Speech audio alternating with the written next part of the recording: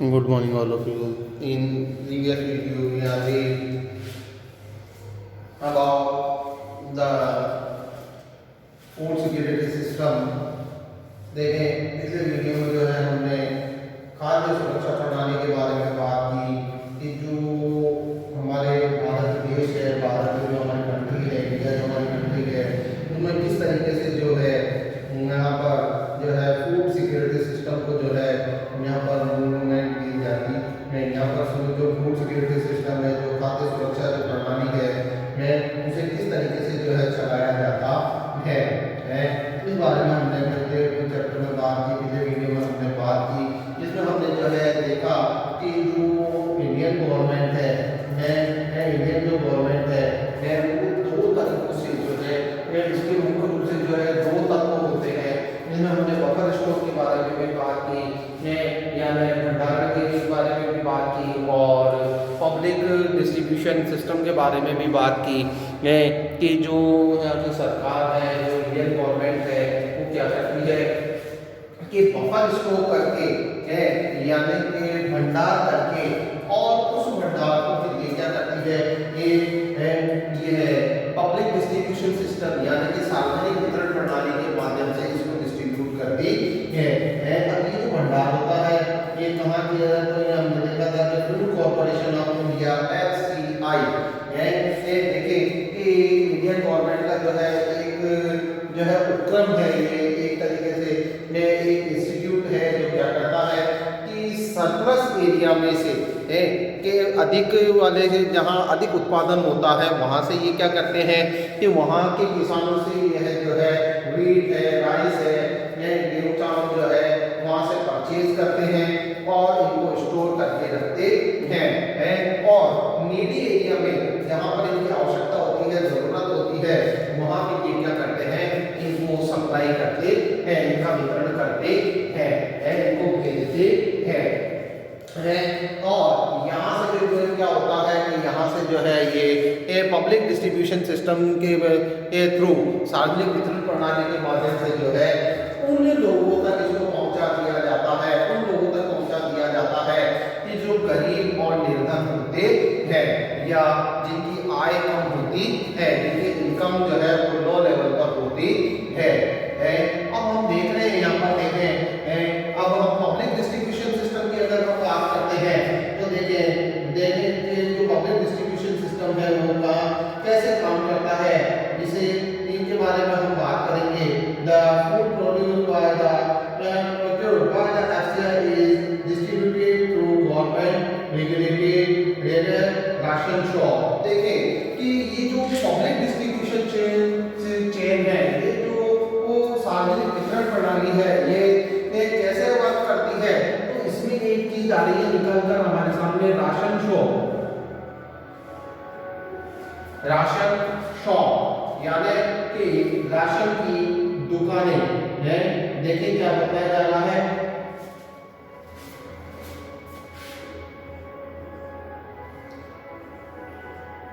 Ration shop यानी कि जो राशन की दुकानें हैं जो किससे ऑथराइज होती है, जो किसके द्वारा जो है ऑथराइज होती है या इन्हें कौन जो है रेगुलेट करता है, तो गवर्नमेंट है। ये गवर्नमेंट से जो है रेगुलेट होती है जिसे हम फेयर प्राइस शॉप के नाम से भी जानते हैं, उचित मूल्य की दुकान के नाम से भी जानते हैं। यहाँ पर क्या किया जाता है कि यहाँ पर जो गवर्नमेंट से के द्वारा जो वो स्टोर जो भी आइटम है, जैसे कि वो वीट है, चाहे वो राइस है, चाहे वो शुगर है, उनको ये क्या करते हैं कि इन दुकानों पर सप्लाई के लिए, वितरण के लिए डिस्ट्रीब्यूट करते हैं, बांटते हैं। अब यहाँ पर आने के बाद में ये क्या होता है, देखिए कि जो पब्लिक ये जो राशन शॉप है, ये जो राशन की दुकानें हैं, ये क्या करती हैं कि स्टॉक यानी कि भंडार रखती है, संग्रहण रखती है कि जो भी राशन का वितरण का जो भी डीलर है, जो भी ये वितरक है, वो क्या करता है कि अपने शॉप में जो है स्टॉक रखता है, संग्रहण रखता है। किस चीज का संग्रहण रखता है? खाद्यान्न, फूड ग्रेन का जो है वो क्या करता है स्टॉक रखता है। अब बड़ा प्रश्न यहाँ पर यह उठता है कि भाई क्या राशन की दुकान पर जो भी व्यक्ति पहुंचता है क्या सभी को जो है ये वस्तुएं मिलती है, ये आइटम जो है मिल जाता है? तो यहाँ पर एक बात आती है निकल करके नो है, नहीं, सभी व्यक्तियों के लिए ये नहीं होता है। ये जो आइटम है, ये जो वस्तुएं है, ये जो थिंग है, ये केवल उन्हीं व्यक्तियों के लिए होती है कि जिनके पास में राशन कार्ड होता है। देखिए सभी के पास में जो है राशन कार्ड होता है, एक छोटी सी पुस्तिका का जैसा जो है एक कार्ड होता है कि जिसमें परिवार के मुखिया का नाम लिखा हुआ होता है और उसके साथ जितने भी सदस्य होते हैं उन सभी का नाम उसमें लिखा हुआ होता है। मुखिया की फोटो उस पर लगी हुई होती है। तो ये क्या है, ये जो है ये राशन कार्ड होता है जिसको देखकर क्या किया जाता है कि जो राशन विक्रेता है, जो राशन की दुकान का जो शॉपकीपर है वो हमको क्या करता है, वो हमको राशन की वस्तुएं देता है। राशन की जो भी आइटम होते हैं जो गवर्नमेंट की तरफ से उनको मिला होता है वो उनको देता है, वो हमको दे देता है। अब देखें कि ये जो राशन कार्ड है, राशन कार्ड की जिसकी हम बात करते हैं, इनके भी जो है 3 काइंड्स होते हैं, ठीक है। इनके भी कितने प्रकार होते हैं? इनके भी जो है 3 प्रकार होते हैं। अब ये बात यहाँ पर निकल कर आती है कि ये जो राशन कार्ड है, ये जो राशन कार्ड है, ये आखिर इनको 3 श्रेणियों में 3 कैटेगरीज में जो है किस तरीके से डिवाइड किया जाता है? इनका बेस क्या होता है, इनका आधार क्या होता है? तो इनका जो बेस है, इनका जो आधार है राशन कार्ड का, ये देखना है यहाँ पर।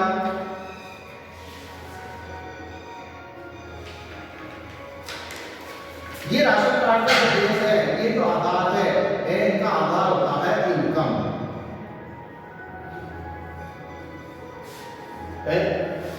आय के आधार पर, इसके आधार पर, आय के आधार पर कि भाई इसकी आय कितनी है, उस हिसाब से क्या किया जाता है, राशन कार्ड को अलॉट किया जाता है, राशन कार्ड दिया जाता है। और एग्जाम्पल हम यहाँ पर इसको समझने की कोशिश करेंगे। जैसे मिस्टर ए की फैमिली है, मिस्टर बी की फैमिली है, मिस्टर सी की फैमिली है, ठीक है। ए की जो फैमिली है, ठीक है, यहाँ पर 200 रुपए जो है साल भर का कमाती है, बी की फैमिली जो है वो 500 रुपए साल भर का कमाती है, और सी की जो फैमिली है वो 100 रुपीज हर ईयर कमाती है। तो इस तरीके से ये जो एनुअल इनकम है, एनुअल इनकम जो है, वार्षिक जो आय है, उस बेस पर क्या किया जाता है कि गवर्नमेंट के द्वारा सर्वे करवाया जाता है, सरकार के द्वारा जो है क्या करवाया जाता है, जांच पड़ताल करवाई जाती है, ठीक है, निरीक्षण करवाया जाता है,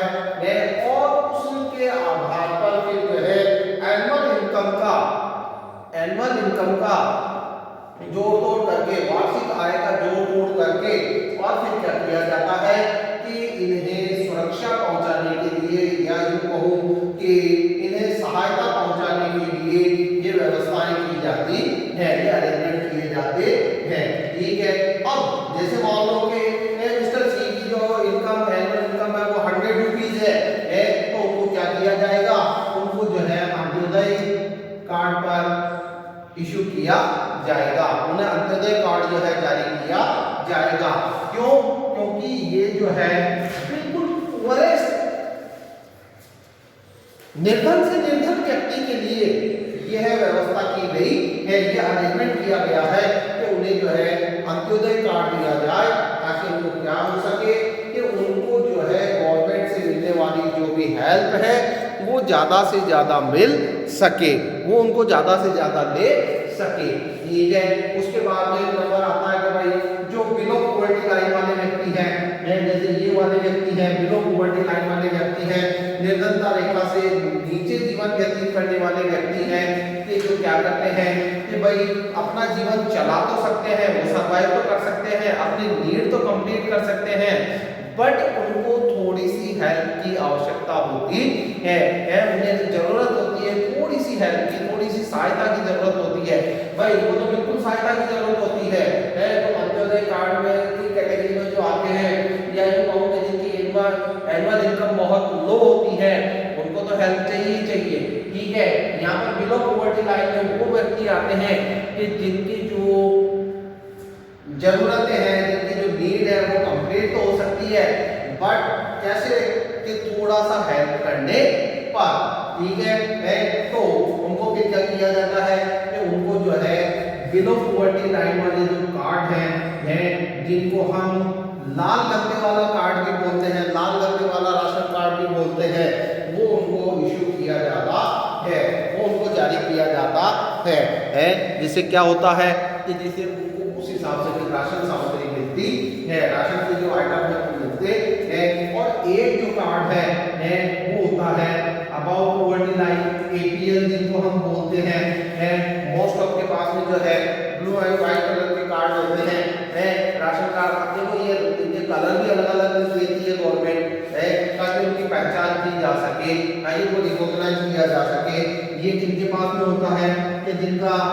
इनकम लेवल सफिशिएंट होता है, कि जिनकी नीड कंप्लीट हो रही है, जिनकी आवश्यकताएं पूरी हो रही है, आराम से वो कमा कर खा पा रहे हैं, तो उनको ये एक पहचान के एज ए प्रूफ जो है कि हाँ भाई ये इस राशन की दुकान से रिलेटेड है, उसके लिए इनको दिया जाता है। और जो है क्या किया जाता है कि उनको अगर नीड होती है तो वो जो है इनसे अपना राशन का आइटम ले सकते हैं। मोस्ट ऑफ जो लोग हैं वो क्या करते हैं कि वो अपने लिए जो है कैरोसिन वगैरह इनसे प्राप्त करते हैं, ईंधन के लिए वो कैरोसिन लेते हैं, ठीक है। अब देखें कि कौन कौन सी वस्तुएं हैं जो मोस्ट ऑफ यहाँ पर अब जो है हम जब बात करते हैं मोस्ट ऑफ जो राशन की दुकानों पर मिलने वाली जो वस्तुएं हैं, लगभग सारी वस्तुएं जो है राशन की दुकान पर गवर्नमेंट के द्वारा जो है अवेलेबल करवाई जाती है। जैसे शुगर यानी कि शक्कर है, जैसे कि गेहूं है, जैसे कि जो है कैरोसिन है, मिट्टी का तेल जिसको हम बोल सकते हैं, इसके अलावा आप देख सकते हैं यहाँ पर कि चावल वगैरह है। तो मोस्ट ऑफ जो हमारे सामग्रियां हैं, जो हमारे खाद्यान्न की वस्तुएं हैं, जो हमारी फूड ग्रेन को जो है की नीड को कंप्लीट करने वाली जो वस्तुएं हैं वो गवर्नमेंट के द्वारा क्लियर की जाती है। राशन शॉप पर जो है हमें अवेलेबल करवा दी जाती है, राशन शॉप पर जो है हमें अवेलेबल करवा दी जाती है, राशन की दुकान पर जो है हमें ये उपलब्ध करवा दी जाती है गवर्नमेंट के थ्रू, ठीक है। अब यहाँ पर देखें कि क्या सभी को जो है मन चाहिए कि जितनी नीड है उतनी वस्तु मिल जाएगी? नहीं, उसके लिए गवर्नमेंट ने क्या किया हुआ है, उसके लिए गवर्नमेंट ने जो है क्वांटिटी फिक्स की हुई है। देखिए क्वांटिटी फिक्स की हुई है, उनकी मात्रा को तय किया हुआ है कि उतनी ही मात्रा में जो है हमको क्या होता है, हमको वस्तु मिलती है। जैसे कि गवर्नमेंट ने फिक्स किया हुआ है कि भाई एक फैमिली पर राशन कार्ड जो है 25 किलो से 35 किलो तक जो है गेहूं मिलेगा, 5 किलो तक शक्कर मिलेगी और 5 लीटर तक तेल, मिट्टी का तेल मिलेगा। तो ये इस तरीके से जो है गवर्नमेंट के थ्रू, गवर्नमेंट से जो फिक्स क्वांटिटी है, गवर्नमेंट से जो फिक्स क्वांटिटी है वो ही हमको राशन की दुकान पर मिलती है। कि भाई पर राशन कार्ड, अगर जैसे मान लो कि कोई अंत्योदय कार्ड है तो उसको उतनी उस हिसाब से क्वांटिटी फिक्स की हुई है। कोई बिलो पॉवर्टी लाइन वाला कार्ड है, बीपीएल वाला कार्ड है तो उसको उस हिसाब से क्वांटिटी गवर्नमेंट ने फिक्स की हुई है। और कोई एपीएल वाला कार्ड है तो उसको उस तरीके से जो है क्वांटिटी गवर्नमेंट ने फिक्स की हुई है, मात्रा को तय किया हुआ है। अभी जैसे आप राशन कार्ड की राशन की दुकान पर जाए, कई जन से राशन लेने के लिए जाते हैं, तो जैसे एपीएल वाले कार्ड वाले धारक जो होते हैं, अबव पॉवर्टी लाइन कार्ड धारक जो व्यक्ति होते हैं, गरीबी रेखा से ऊपर की ओर व्यतीत करने वाले जो व्यक्ति हैं, और अगर वो अपना राशन कार्ड लेके जाते हैं तो उनको जो है मिट्टी का तेल मांगने पर मना कर दिया जाता है कि भाई आपके पास में गैस का चूल्हा है। क्यों मना कर दिया? क्योंकि गवर्नमेंट ने इस चीज को मना किया हुआ है। निर्देश मिले हुए हैं कि जिस व्यक्ति के पास में गैस का चूल्हा है उनको केरोसिन नहीं मिलेगा, उनको मिट्टी का तेल नहीं मिलेगा। जितना भी सिस्टम है, पब्लिक डिस्ट्रीब्यूशन का जो जितना भी सिस्टम है, इसको ऑपरेट करने का काम कौन करता है, इसे संचालित करने का काम कौन करता है, गवर्नमेंट।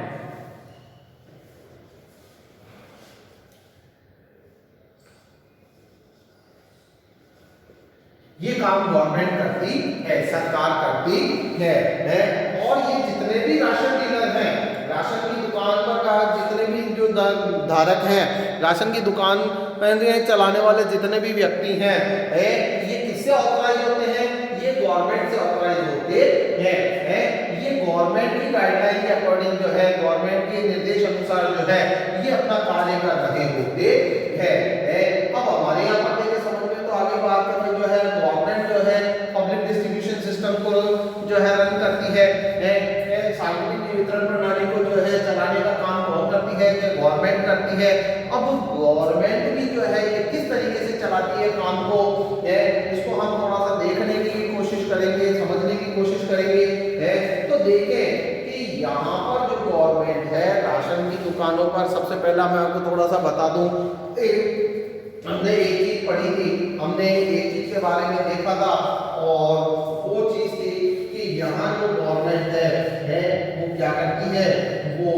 इशू प्राइस पर यानी कि जारी मूल्यों पर जो है क्या करती है, जितनी भी हमारी फूड ग्रेन की जो आइटम्स हैं उनको वो सेल करती है, उनको वो बेचने का काम करती है, जो क्या होती है, बाजार कीमतों से, मार्केट प्राइस से लो लेवल पर होती है। ठीक है, ये चीज तो हम समझ गए, इशू प्राइस को तो हम समझ गए, जारी मूल्यों को तो हम समझ गए, लेकिन उसके लिए भी गवर्नमेंट की कोई क्या पॉलिसी होती है, बिल्कुल अलग अलग पॉलिसियों से आप देखेंगे कंटिन्यूअसली जो है गवर्नमेंट ये एफर्ट करती है कि अलग अलग पॉलिसियां बनाकर, अलग अलग नीतियां बनाकर वो अपने पब्लिक डिस्ट्रीब्यूशन सिस्टम को इफेक्टिव बनाती जा रही है, प्रभावशाली बनाती जा रही है। अगर हम वर्तमान स्थिति की बात करें, करंट स्टेटस की अगर हम बात करते हैं, करंट स्टेटस की अगर हम बात करते हैं, इन बिगिनिंग शुरुआत में पब्लिक डिस्ट्रीब्यूशन जो सिस्टम है वो यूनिवर्सल हुआ करता था, यानी कि जो है सर्वव्यापी हुआ करता था। यहाँ पर कोई डिस्क्रिमिनेशन नहीं था, यहाँ पर कोई भेदभाव नहीं था, सभी को जो है इक्वली समान रूप से जो है वस्तुएं उपलब्ध होती थी, अवेलेबल होती थी। मैं कहने का मकसद यहाँ पर ये आ रहा है कि ये जो अंत्योदय कार्ड है, ये जो अबव पॉवर्टी लाइन और बिलो पॉवर्टी लाइन वाले जो कार्ड है, ऐसा कुछ भी पहले नहीं होता था, लेकिन फिर बाद में जैसे जैसे टाइम स्पेंड होता गया, समय बीतता गया और गरीबी और अमीरी के बीच में जो एक जो